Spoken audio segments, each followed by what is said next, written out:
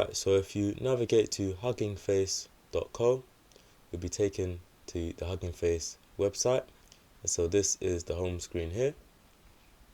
And if you see at the top here, we have the different sections. So we have models, we've got data sets, for example, we've got what's known as spaces, community, some documentation, some enterprise solutions, some pricing as well, if we wanted to go even further with Hugging Space and to see the different offerings which they offer. But there's many aspects of Hugging Face which I mentioned is completely free to use, and that's what we're going to be taking a look at in today and subsequent lessons. So as you can see here, we've got a search box here where we can search for many different models. We can see, for example, as according to our naming convention, we can see that we have a DeepSeek AI model. So this model essentially seems to be using DeepSeek AI as essentially the brain behind that model, and so this is completely free to use. So let's take a look at this for an example. Alright, so as you can see here on the left, we are on a tab which is the model card. So everything in this section is going to be in relation to the model card. So if we scroll down, we can see that we've got a license. So we've got an MIT license, which essentially means that this model is pretty much completely free to use. Alright, we've got an introduction, which is like just a summary of them talking about this model. So the DeepSeek R1 model has undergone a minor version upgrade, with the current version being DeepSeek R1 0528. In the latest update, DeepSeek R1 has significantly improved its depth of reasoning and inference capabilities by leveraging increased computational resources and introducing algorithmic optimization mechanisms during post-training. The model has demonstrated outstanding performance across various benchmark evaluations, including mathematics, programming, and general logic. Its overall performance is now approaching that of leading models such as O3 and Gemini 2.5 Pro. Gemini being the large language model by Google. Alright, so it's just some more summary there. It's got some general metrics, evaluation results, some more comparisons there to different models to see how it performed, which is known as benchmarking, what you can do with the model, how to run the model.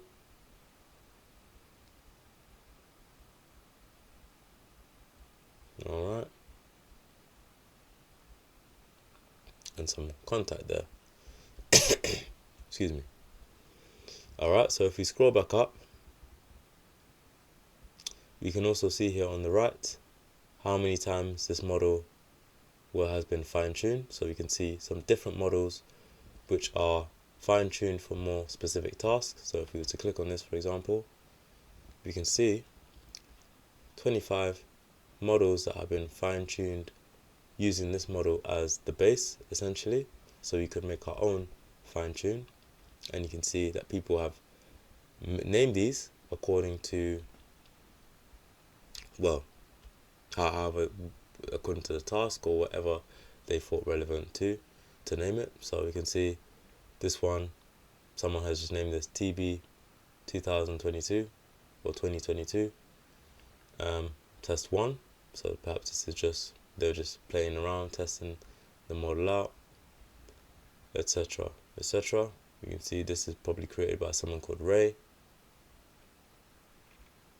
Alright, so if we go back,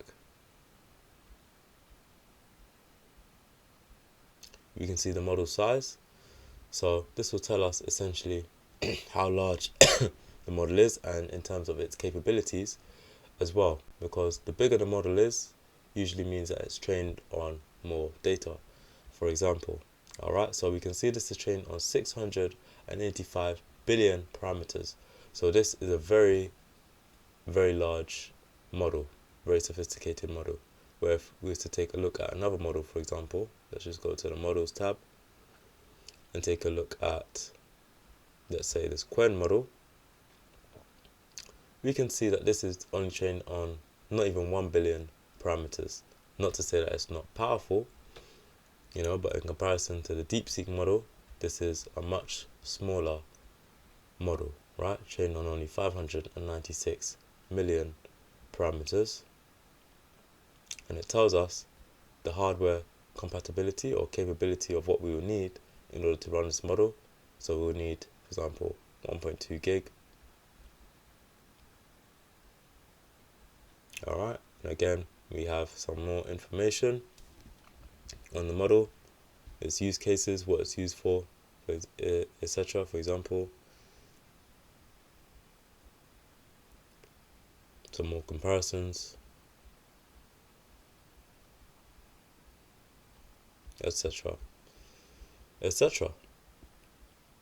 And so we can come over here to use this model, and we can click, for example, Google Colab.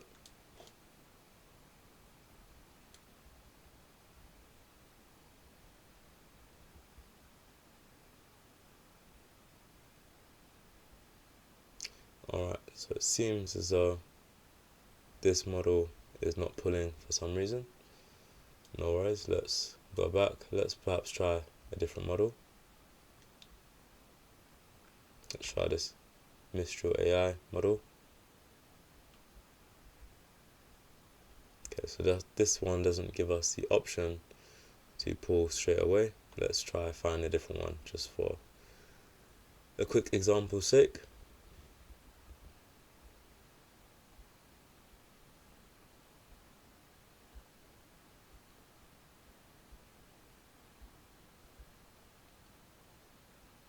Alright, let's type one in, which I know should. Let's have a look at BERT, or distill BERT.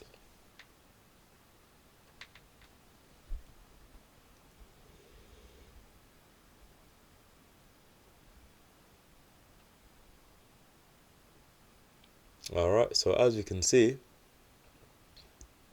the model has been imported from the Hugging Face transformers, so from transformers, and we've imported the pipeline.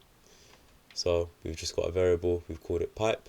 Remember, we can call this whatever we want. Pipe equals pipeline, and what model are we using? We're using the distill BERT based on case. So if we go back, this is the model that we're using here.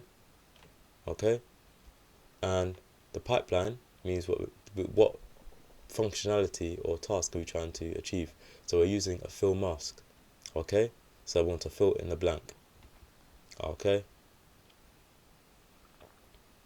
so that's how we can upload the model using a pipeline. Remember, a pipeline is a pre-packaged tool, for example. And we also have another example of where we are loading in the model more manually, for example, and we have this auto tokenizer, and we also have the model being loaded here. Okay, so there's two different ways how we can load the model. Simple as that. Okay, again, we can see that this model size is running on 67 million parameters.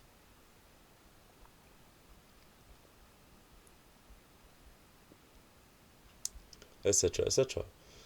Okay, so that is models in a nutshell, and so you can explore hundreds and thousands of different models. You can filter by name, or filter by task, filter by license, etc. etc. If you want, for example, we have multimodal models here. If you want an image to video model, if you want a text to image model. Alright, so Hugging Face is an amazing tool. So let's take a quick look at datasets.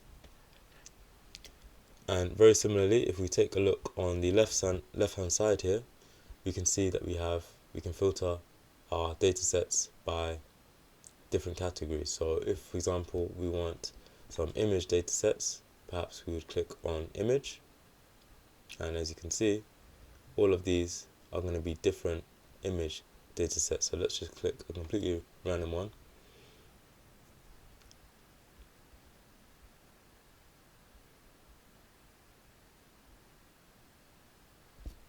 Pardon me.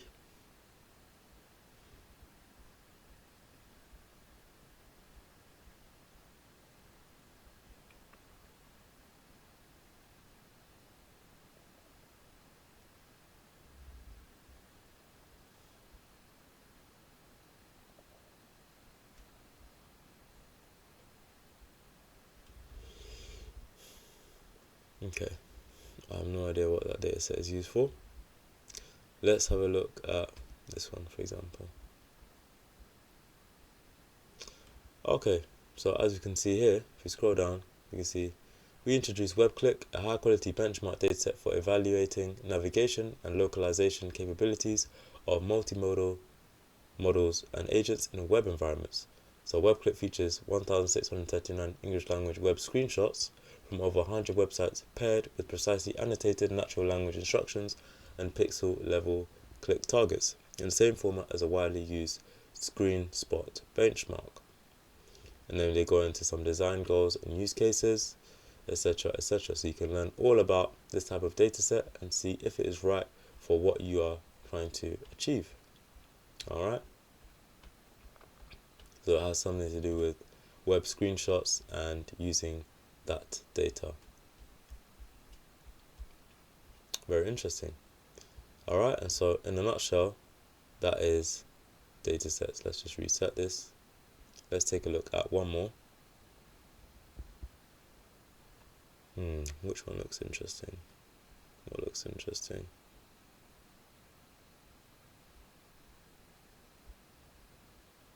This seems to have something to do with OpenAI. Let's take a look. So forgive me. This GSM8K, Grade School Math 8K, is a dataset of 8.5K high quality, linguistically diverse grade school math word problems.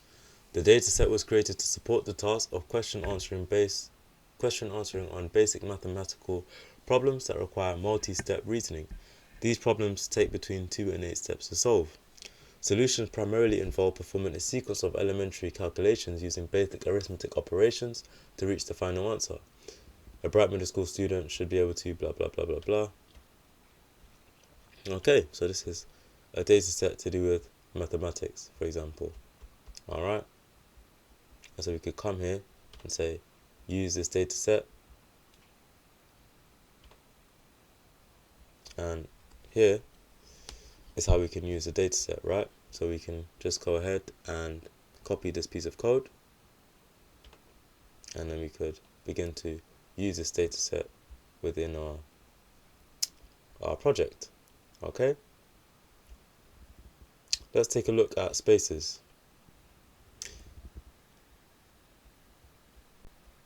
Right, so spaces is essentially a hub of different applications which people have created using these different transformers, large language models, etc. So it just gives you an opportunity to try out and explore and see some of the creative things that people are doing with these models. Alright, so we have many different categories and thousands of different applications which you can try out. So let's just randomly quick one. If you go to, for example, image generation, we've got, for example, this thing here, Graphify. Alright, you can see how many people have liked it. 114 people have said this is pretty cool. Alright, create multiple diagram types instantly from JSON. Okay, let's have a look.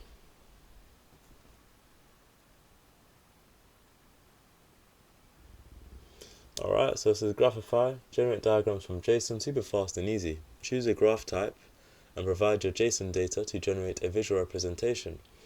All graphs maintain a consistent, elegant style with round boxes, a dark to light color gradient and a clean white background. Okay, so let's scroll down. So this is essentially JSON format. Alright, so it's essentially another data form which the computer understands. Okay, and so it's taking JSON format in order to generate some graphs, it seems. Does seem very interesting. Perhaps we will try this out in the future lessons. We'll play about with some spaces. Let's take a look at another one. Let's have a look perhaps on question answering. Okay, we've got this PDF chatbot, for example.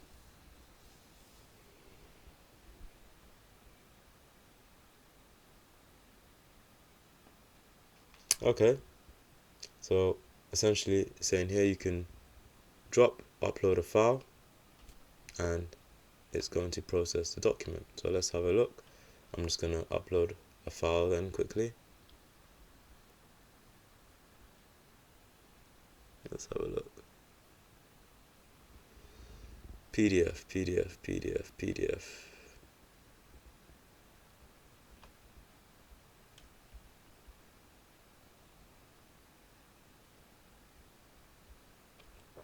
Alright. So I've just uploaded a Replit documentation of, Replit is essentially like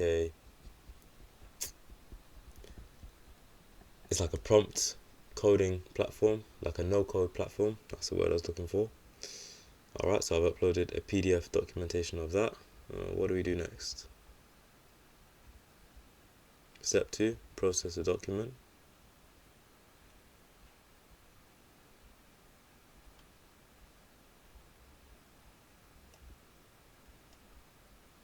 Have we done this correct? So you've uploaded our document. Yes. Alright, we've done that. Step 3. So step 3, it's asking us what model we want to use, it seems. And then step 4 is the chatbot. Alright, let's see. Can you tell me, or can you give me a summary of the document I uploaded? Let's see if this thing works. Seems it's thinking about something.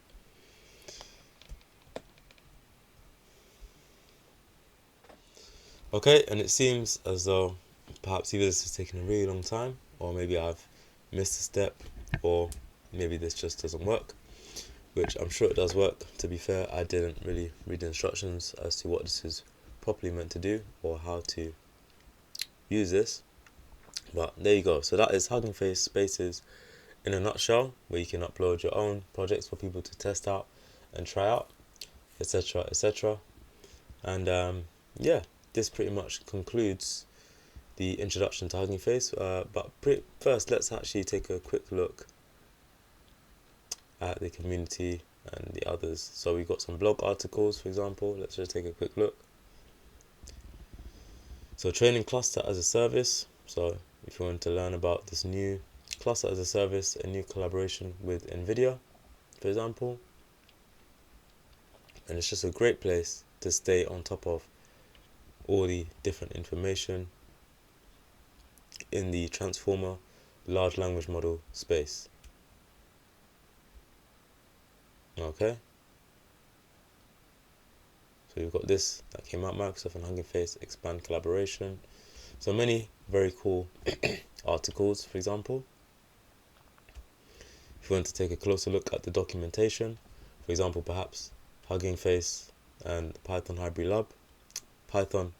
Hub, forgive me, might be very interesting and helpful for you to read, how to properly understand, how to work with Hugging Face in Python, from downloading, uploading files, inferences, search, community tab, collections, caches, etc, etc. Let's have a look at Enterprise. So Enterprise, ready version of the world's leading AI platform.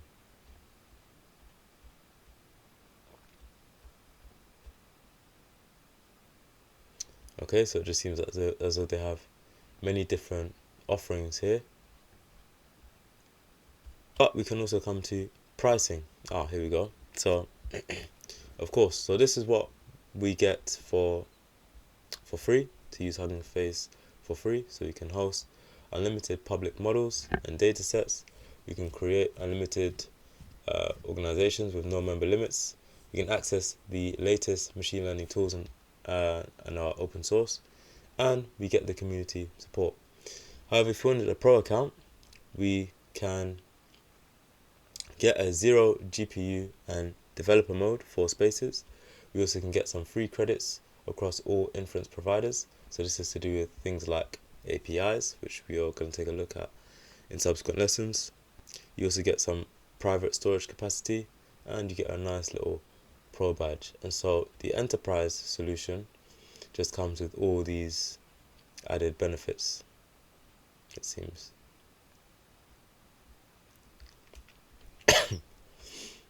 Okay, and then of course, if you want to be more interactive, where you can upload, for example, things to Hugging Face and begin to start using their application programming interface known as APIs, where you can work with these models in a different way, which we're going to look at in future lessons, then of course just come on over to here to the sign up tab and go ahead and sign up.